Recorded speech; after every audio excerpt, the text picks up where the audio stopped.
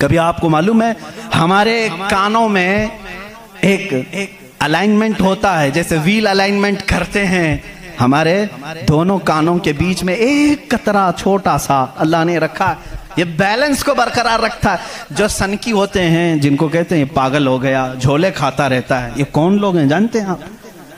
जिनको कभी कभार फीड्स आ जाती है, चलते चलते आड़े टेढ़े हो जाते हैं, ये कौन है? जिनका सिर्फ वो कानों के बीच का एक कतरा भी हिल गया, तुम्हारा बैलेंस बिगड़ जाएगा। तुम खड़े कैसे होते हो? दो पैरों पर सीधे खड़े रहते हो, जब तक चाहो खड़े रहो, चलना चाहो तो सीधे चलते हो। अगर वो बैलेंस चूक गया, जैसे कार व्हील अलाइनमेंट छूटने से इधर उधर जाने लगेगी, तुम्हारे पैर लड़खड़ाने शुरू हो जाएंगे। इस एक हल्के कतरे से अल्लाह ने तुम्हारे पूरे वजूद को रखा है। तुम्हें टेढ़ा करने के लिए सिर्फ उस कतरे को जुम्बिश देने की जरूरत है, सिर्फ जुम्बिश देने की जरूरत है।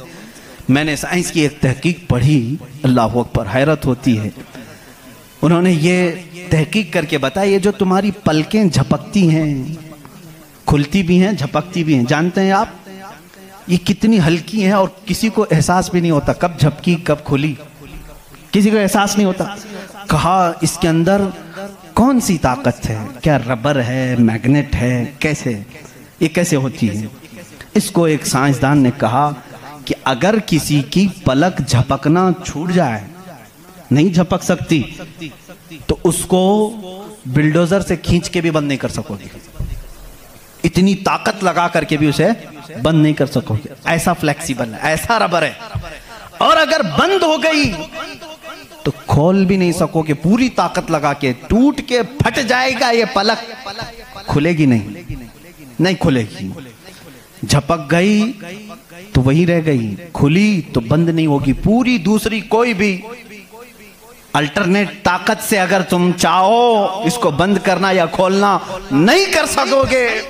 उन्होंने कहा बस हमारे इन पलकों में अल्लाह ताला ने एक हल्का सा रबर रखा है जो फ्लेक्सिबल है और बगैर तुम्हारे चाहे भी ये हिलती है, बंद होती है। और कहा कि अगर इन पलकों में ये झपकने और खुलने का मादा ये ख़त्म हो जाए, ये रबर, ये फ्लेक्सिबिलिटी ख़त्म हो जाए, तो वो इंसान पागल हो सकता है, बल्कि आंख न बंद होने की वजह से वो मर भी सकता है।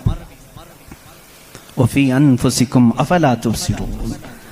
हम इन तमाम नेमतों को समझ नहीं पाते, बल्कि दिन में हजारों बार झपकते हैं, खोलते हैं, एहसास नहीं है इस नेमत का। अगर ये बंद होना खत्म हो जाए या बंद हो गई, खुल ना सके, तो क्या कर ले जाओगे? कुछ नहीं कर सकोगे। बल्कि मेरे अजीजों, तुम्हारे जिस्म पर मौजूद ये रोंगटे, ये बाल भी अल्लाह की अलामत हैं, निशानियां हैं।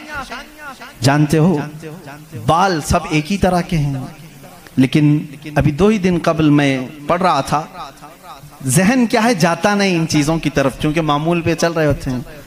एक साहब ने मुझसे सवाल किया कि हजरत बाल जो है हमारी आंखों पे भी हैं, पलकों में, और ऊपर भवों पे, आईब्रो भी हैं, और बाल सर पे भी हैं और दीगर जगहों पर हैं। सर के बाल और दीगर जगहों के बाल बढ़ते हैं, ये बाल बढ़ते क्यों नहीं? बाल सेम है, बाल सेम है, ये बढ़ते नहीं, और ये बढ़ते ही रहते हैं, इनको जितना काटो बढ़ते ही रहते हैं। ऐसा क्या है? अल्लाह अकबर। उस दिन मुझे हैरत हुई, मैंने कभी इस चीज पर तवज्जो नहीं की, कभी नहीं सोचा। हो सकता है आपका जहन न गया हो। पढ़ने पर एक मुहक्किक ने यह भी लिखा है, देखने में ये सारे बाल एक तरह से हैं, इन बालों में सारी चीजें एक ही तरह की हैं। देखने में ये काले हैं तो वो भी काले हैं, कुव्वत भी इनकी सेम है, लेकिन अल्लाह रब्बुल इज्जत ने उन बालों में बढ़ने का खून रखा है, इन बालों में बढ़ने वाला खून आता तक नहीं है, आता तक नहीं। अजीज़ान गिरामी, उसकी ये निशानियां हैं बहुत सारी, इसकी तहकीकात फिर किसी मौके पर मैं अर्ज करूं। और पेट के अंदर मौजूद चीजें जो अपना निज़ाम खुद ब खुद चला रही हैं, नहीं चला सकोगे, नहीं चला सकोगे। दिल जितनी मर्तबा ये धड़कता है, इसके अंदर जो प्रेशर है, कहा गया है, ये जो खून को दबा करके जिस्म में फैलाता है, इसके मुतालिक साइंस ये कहता है इतना प्रेशर है कि दुनिया में किसी फव्वारे पे, किसी फाउंटेन में इतना प्रेशर नहीं होगा जितना दिल में प्रेशर है। और ये इतनी तेजी से एक बार पंप करता है कि खून पूरे जिस्म में नाखून तक आ जाता है। एक बार के पंप पर एक बार इस तरह दिल ने दबाया खून को बाहर, तो खून नाखून तक पहुंचता है। इतना प्रेशर उसके अंदर है। अमेरिका की एक लेबोरेटरी में एक पाकिस्तानी आलिम दीन गए थे, कार्डियोलॉजी थे वो डॉक्टर।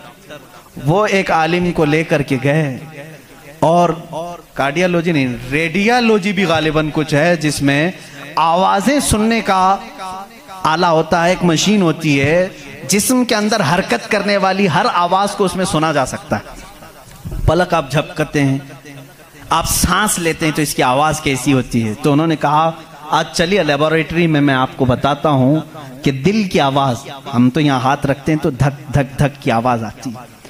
तो उन्होंने कहा हम आपको इससे सुनाते हैं। एयरफोन लगाए गए, बड़ी बड़ी मशीनें थी, हल्की सी भी वहां पर हवा भी आती तो उसकी जोर आवाज आती है।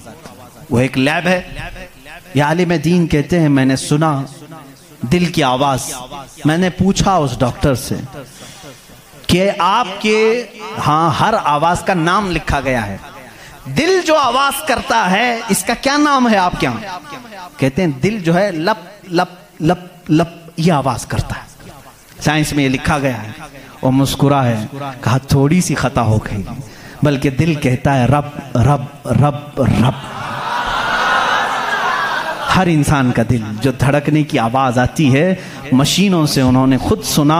हाँ हो सकता है कुछ तोतले लोग होते हैं रा को ला कह जाते हैं, हो सकता है तुम्हें लप लप लप सुनाई दिया हो, मगर मेरा ईमान ये कहता है हर दिल रब रब रब ही कहता है। जो उसको धड़कन दिया है अगर वो दिल उसे याद ना करे, अजीज़ा ने गिरामी, कायनात की बहुत सारी चीज़ें उसकी निशानियां हैं, समंदरों में उसकी निशानियां हैं। आपको मालूम है समंदरों का इल्म, इल्मुल बहर जिनको मालूम है, जो गौते लगाते हैं वो कहते हैं ज़मीन पर जितनी मखलूक़ात है इसके 10 गुना ज़्यादा मखलूक़ात समंदरों में मौजूद है। समंदरों में यहाँ जितने कीड़े देख रहे हो, कितने मकोड़े देख रहे हो, यहाँ जितने किस्म की मखलूक़ात आप देख रहे हैं इसके 10 गुना ज्यादा मखलूक़ात समंदरों के अंदर है। कौन है जो उनके रिस्क का इंतजाम करता है?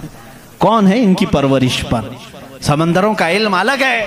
कहते हैं हम अंदर जाते हैं तो उसके अंदर इतनी चीजें कि हर बार नई चीजें दिखती हैं।